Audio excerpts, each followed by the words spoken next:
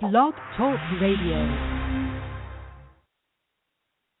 Good morning, good afternoon, good evening. Hello, everybody, and welcome to the Money and More Show on this fabulous June afternoon. Morning in most places. Could be afternoon somewhere, though. Has to be afternoon somewhere. It's 5 o'clock somewhere, right? Okay. Anyhow, my name is Wendy Cassera, and I am your hostess. I am the proud owner of Taxpectations, where we help you take care of your money, starting with your bookkeeping, going to your accounting, and all the way up to your taxes, because as we all know, all routes lead to taxes. Two things are certain in life, death and taxes. Death happens once, and taxes happen a lot before you get to the other one.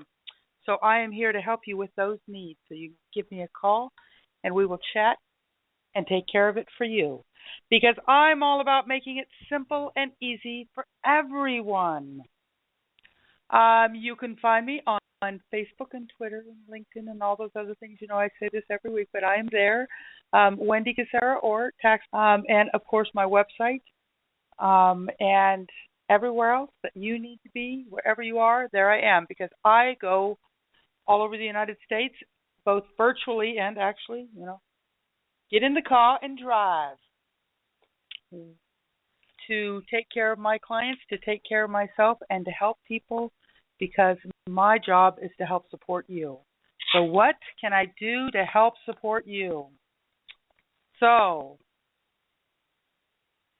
we have to have our quotes running around today on Inc. magazine, Forbes, and not just today, every day I do this a lot, Forbes magazines and some of those others, but it was kind of really cool because Bill Murphy, one of the executive editors of the mid.com, posted on Inc. magazine today, 87 incredibly motivating, fire you to be successful, and I decided to take some from his list because he had some good ones. And the very first one that he has is one that I love, so that's what we're going to start with. And it's from Harriet Tubman. Every great dream begins with a dreamer. Always remember, you have within you the strength, the patience, and the passion to reach for the stars to change the world. Now, how awesome is that? All-encompassing. That just says it all. You be the dreamer, and you can have the dream. And our goal here at Taxpectations is to make sure that your financial roadblocks are not what stops you from having your dream. So that's what we do, is we work with you as much as possible to come up with ways to make it simple and easy for you. But, one of the things we talked a lot about lately is what about non-financial people? What do they need to know about their money? And, I work with individuals. I work with businesses mostly. And there's a lot of good things that we've talked about. We've talked about budgeting. We've talked about ways to save money. And remember always that all of my shows are recorded, so you can go back and listen to them. Again, if you think you missed something, or if you missed a show, or if you really want to learn more so that you can have it in your mind. So we've talked about budgeting. We've talked about some of those other things, saving money, organizing yourself. We started Money Monday so that we can show people that just taking a half an hour or an hour on your Monday morning to get you started for the week is really important and will really take you far in the finances. But what do you really need to know about your money, right? What is the most important thing you need to know about your finances? So I have my ideas, of course, and a lot of you should already know what my ideas are. But it was kind of really interesting. Money Magazine itself, the single most important thing you can do to achieve financial success is to measure your progress. I love that. First paragraph, top of the page, exactly what we've been talking about. Tracking your income, tracking your expenses, knowing where your money is, and just starting that way. Start out simple. Simple? You want simple? Pick up a pen and paper. Get a notebook. Take it with you everywhere so you can write down everything about everywhere that you go. Best way. Measure your progress. Now, One of the other things when they're talking about knowing your money, and this came to me when I was getting ready to put together the stuff for this show, knowing your money doesn't always necessarily mean tracking your progress. I mean, that's a very important step. But how many of us don't know how much money we have? Yes, tracking your income's a good idea, but what happens if you have a big business and you have a bookkeeper or an accountant taking care of that for you? What if you are a wonderful independent woman and your husband handles all the finances in your house, or vice versa? As a gentleman, your wife just handles all the money. She pays all the bills and all that stuff. What happens if something happens to that person that's taking care of that for you? How are you going to handle that? So it is really, really super important for you to know your money and know where your money is and how to get a hold of it. Creating some sort of system so that you can understand it. As a couple, you should be, having a regular weekly discussion about your money. As having an accountant or a bookkeeper, again, if you have an in-house bookkeeper, there should be a weekly discussion, if not more often than that. If you have an accountant that's doing your monthly stuff, you should at least be having a meeting once a month to go over where you are and where you're going. Next week, we're really going to talk about goals and how to achieve them. And we're going to give a lot of really great ideas on getting to where you want to go, and the fact that it is possible to juggle more than one money goal at a time. And we're going to talk about that next week. But you should be having this discussion with your bookkeeper or accountant so that you can make sure that you're all on the same page, you're all going down the same path. This money is your money. It's really important that you know where it is, where it's going, and that it's doing what you want it to do. And as you can probably tell by the inflections of my voice, this is really one of my biggest pet peeves. It's your money. You need to make sure it's doing what you want it to do. I've said before in other shows that make sure that you're managing your money and your money's not managing you. It's really, and I know from experience, but also the experiences of others, it really gets too stressful when we're running after that buck to make sure that bill is paid today, and making sure there's enough money in the bank to cover it. So how do you stay ahead of the game? What do you need to know about your finances? You have to earn more than you spend. Spend what you have, not what you hope to make. Really important thing you need to know about your finances. If you're going out constantly spending more money than you make, running up credit cards, lines of credit, and all those other things like that, it's only creating more stress for you. It's only making it more and more difficult for you to reach your financial goals. So it's really, really important that you keep that in mind. You really do. You really should be earning more than you're spending. Now, we all know that for smaller businesses, when they're first starting up, that's just not going to happen because there's so much that you have to do to set up. And we're not talking about just that. We're talking about going forward. We're talking about in your personal life and what follows. The same could be spend. Another thing that you really need to know is about savings. It's really important for you to have your future. Last week we talked, and one of the things I said was it was important to pay your future self. I had a meeting this week with a couple people in the Charlotte area that really work with people not only on financial planning and long-term disability and insurances and cash value, life insurance policies, and all those other things that I don't quite understand all of them because I choose not to. And we talked about the fact that so many people are, especially entrepreneurs, aren't saving for their future, aren't planning for what's going to happen tomorrow. You're so busy working on what's happening today. But it's really important. If you go to any of the big gurus on Wall Street or any of the big money people that are here and there and everywhere that you want to listen to, including myself, the thing they often tell you to do, we talked about saving money, and we said, make sure that savings account or that emergency fund is between $500 to $1,000. But really, technically speaking, especially for your business, you should have an account, a savings account that is equal to 3 months worth of expenses, so that if something ever happens, you know that things are going to be taken care of. It's going to give you a chance to catch yourself back up again. So it's really a good rule to have, both in business and at home. 3 months worth of expenses, that will give you so much peace of mind. And isn't that what it's about? Let's not stress out. Peace of mind. When you're doing all of this stuff, another thing that I brought up before about your finances that you really need to know is identity theft and scam artists. It happens all the time, and it's getting worse and worse. I mean, I'm sure you guys all heard about the federal government was hacked, and anyone who's ever been a federal employee, their name, social security number, and information got out.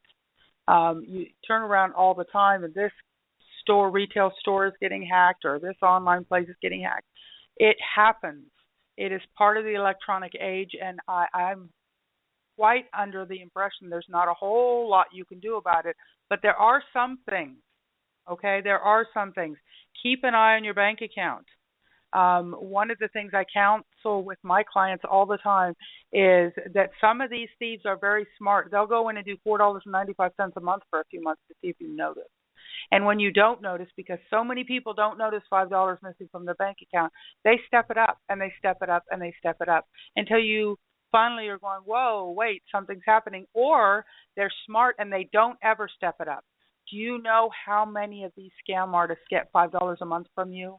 And you may say, well, $5 a month is not a whole lot of money, but it is. I mean, buy some ice cream for your kid. There's stuff you can do with $5 a month. That's $60 in a year. What can you do with $60? But the fact of the matter is, these scam artists are doing that to 1,000 people. $5 a piece at 1,000 people. They're doing it to much more than that, I can assure you. But think about it. So keep an eye on your bank account, also your credit cards. Make sure that you're checking your credit card statements to make sure all the charges that are there are charges that you have. One of the faulty things that happens with all of our online banking and all of our online stuff is we tend to skim through it really fast. And then you end up paying for things you didn't do, you didn't order, or somebody else ordered, or whatever. The fees and the fines on your credit card statements and on your bank statements for things. Keep an eye on that, and that's really important. Minimizing your debt load. Again, we talked about that last week. We talked about money-saving tips before. Okay, there is the debt where you have student loans because you've gone out and you've gotten your degree, but debt in and of itself is not a good thing. So lessen your debt load. Unsubscribe from some of those subscriptions. Do all those things we talked about last week so that your debt is not quite so heavy. And again, it'll make your finances easier to deal with. Budgeting, we've talked about a gazillion times because it's just one of my high horses. When you're budgeting, always overestimate your money needs so that you know that you have enough to cover everything that you need to cover. When we were talking about budgeting, I was pulling a bunch of articles. I'm always coming up with new and interesting things, and I saw this one. I loved it. I had to pull it. Most of the article was not a lot of things I agreed upon or agreed with, so I didn't share it. But there was this one part in there, and it talked about discretionary expenses. It is important to know what your discretionary expenses are and how quickly you can cut back on them in times of stress. Now, this is an article that's written for real people in a real magazine, and they're attempting to figure out what they can do in times of stress to deal with their personal finances. And I'm thinking to myself, okay, we understand the basic understanding of the word discretion, but discretionary expenses, who knows what that means? So I looked it up because I'm thinking, okay, what does that mean? So discretionary expenses are things we can do without, really easy. Gym memberships, vacations, all those, things that that aren't a part of our daily living or are not going to, cause us to have to go hungry if we stop doing them. And it just it's was really interesting. I mean, the whole article the whole part of this talk she was talking about figuring out what you could live without or whittle down quickly.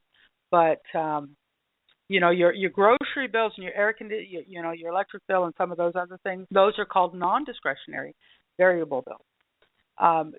She just had this whole all those, and I brought it up. It's kind of funny because I work really hard when I'm talking to my clients to talk to them in plain English that they can understand, and not use so many of the terms and vocabulary that we use in the finance world or tax world, so that people can actually understand what you're saying. Because isn't that nice in making it simple and less stressful? So I just kind of funny. I like that discretionary expenses. It sounds so interesting. Anyhow, so other things need to know about your finances. We start getting a little tight in our finances, especially with business, and we decide we're going to go get a loan. We need to get a loan so that we can what? And that's a big question. The what? You're tight on your money. You need more money, so you decide you're going to go out and get a loan. Now, the very first important thing that any solid loan person, company, whatever is going to ask you is, what do you need the money for? We can use the offhanded, well, we just need to pay off some bills, or we want to grow our business, or whatever the case may be. And it's important when you're talking to this person, when you're saying all these things, that whatever the case may be. If you want to grow your business, what do you want to grow it to? And what is it going to take to get there? And what do you need to grow it? Do you need equipment? Do you need a new vehicle? Do you need more people? Do you need more advertising? What do you need? And how much is it going to cost to get there? Break it all down. We talk about a business plan, and a lot of business, unfortunately, don't have a business plan. And it's really important because it tells you where you're going to go in your future. So writing all that stuff down makes it easier for you to know in your head. But when you're going to get the loan, you need to make sure that the loan is structured and that it matches your specific financing needs. So if it's just a bill consolidation loan, then you need to know what all your bills are. You need to know this is going to pay them all off, and this is going to get me on the road so that it's easier. So either starting with at your 0 point, or starting above that so you can go forward without any stress. So that's really important. Why do you need the money? Now, if one of the things that you need the money for is, like, for instance, equipment, you have the option to do leasing. A lot of companies will do a lease to purchase. It also helps you to free up cash flow. I was going to say flow. It helps you to flow. Free up cash flow. It's really good for your taxes. So sometimes it makes more sense to lease the equipment than actually to buy the equipment, or to borrow, especially if you're borrowing the money to buy the equipment. That leaves you free to use money for other purposes, or your credit line for other purposes, or whatever the case may be. So when you're looking at your finances and you're thinking in terms of getting a loan, keep those two things in mind. And there's a lot more stuff that we could talk about. The loans, how to get them, where to get them, what kind of loans you want, what they can do for your taxes, and in fact that sounds like it should be a really good talk for our show one of these days. Loan financing and all the ups and downs and all that sort of thing. But for our intents and purposes today, things that you can do to achieve financial success. What do you need to know about your finances? That's just one of the things you need to know about loans and that sort of thing. And there's a lot of things out in the world that you can consider finances or a part of your finances or not. And I know that it's all a matter of perception. We all have our perception about what we consider money, what we consider important, and all that sort of thing. But since this is my show, I get to tell you what my perception is. Isn't that nice? It is, it is, it is. I was reading Business Insider magazine online, and he had, it's again another place where there's great articles here and there and everywhere. I read a lot of this stuff.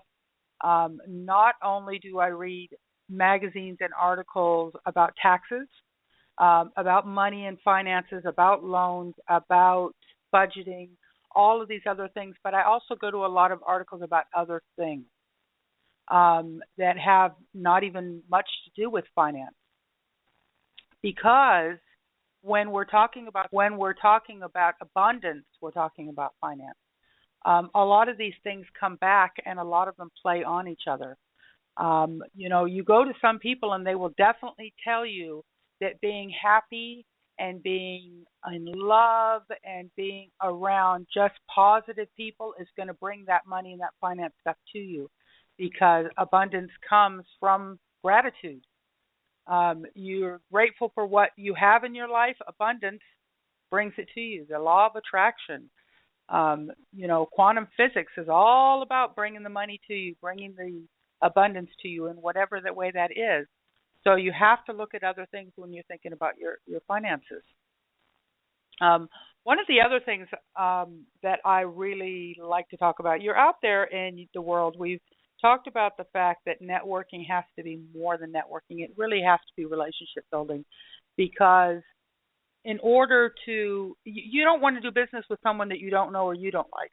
So why would people want to do business with you if they don't know you or they don't like you, right?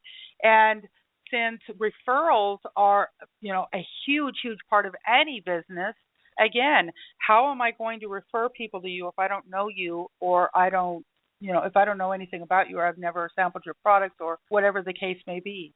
So one of the things I talked about at the beginning of the show is supporting you. How can I support you? And I learned that lesson. I didn't learn that lesson. I should say that I had this lesson brought back up to me again. The other week, I went into a networking meeting, and a woman walked up to me and held out her hand, and she said, "Hi, my name is Dawn. How can I support you?" She didn't tell me what she did. She didn't say, I can take care of your business better this way. She didn't do any of that. She said, "How can I support you?" And it was really, really interesting because I was at a meeting. I belong to eWomen Networking, and that is part of their big message is give first, share first, give always. It's really a great concept. And I like the way that, one of the girls there I was talking to, she is just, they call her the matchmaker because she's so good about putting people with people. And she's just an awesome, awesome lady, Nancy White. Wherever you are, you're awesome. But one of the things that she really does is talk to you about your business and find out about you and any issues that you might be having or questions you have or whatever. And then she introduces you or gives you contact information on people that she knows or is aware of that are in her sphere that might be able to help you, or that you can just get into contact with. And I love the way that she does that. And I've seen it before. I've done it before. We've all done it in some form or fashion. I mean, you've gone to a movie and you've gone back to your friend and said, "Oh, you got to go see that movie. It is so good." Or you went to a restaurant and it was divine. You either had absolutely wonderful service or you had really good food or whatever the case may be. You want to share those things with others. And when you're out in the business world, why not take that to the next level and share who you know and what you know with others? And that's not the fake networking where you go up and you hand people business cards and you say, "Here, call me," or whatever the case may be. "Oh, I'll call you in a week. Oh, yeah, I need to talk to you." So one of the good things that will help your finances, because we're talking about finances today. What do you need to know about your finances? How about if you come up with 10 ideas for how two people that you know of can help each other, or 10 ideas that can help this person with their business without any strings attached, without anything attached, just because you want to help. You want to support other people. I just think it's pretty awesome. So that's my advice, sage advice to the day for the day, because I'm all about being happy, and so I clap my hands. It might seem crazy what I'm about to say. Sunshine, she's here. You can take a break. I'm a hot air balloon that could go to space with the air, like I don't care, baby. By the way, because I'm happy. Clap along if you feel like a room without a roof. Because I love that. Clap along if you feel like a room without a roof, because I'm all about being the room without a roof. No, Top, to me, the only limits you have are the limits you put on yourself. There's another quote. I don't remember who does it, but it's a good quote, because it's really, really super true. Elon Musk says if something is important enough, even if the odds are against you, you should still go out and do it. And that's what it's all about. Go out and do it. Take the extra step. Go the extra mile. I have a wonderful new friend that I have met that talks about taking the extra step. She is all about she has a business called Life Needs, KNEADS, and she's all about taking the extra step in taking care of yourself. Self-care is really super important. And she's got me to doing some really neat habits that I absolutely love, like parking on the other side of the parking lot so you have to take a few more steps to get into the store, things like that. I am in a two-story place, and when I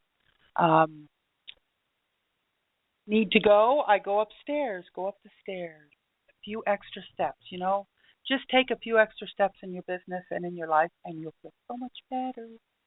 Just take a step, one step. You got to put one foot in front of the other. Anyhow, I should stop singing, and I should say, have a wonderful day, everybody. I hope your day is glorious, and that your success is grand, and that you move forward into your future and live your dreams. Until another day, have a good one. Bye-bye.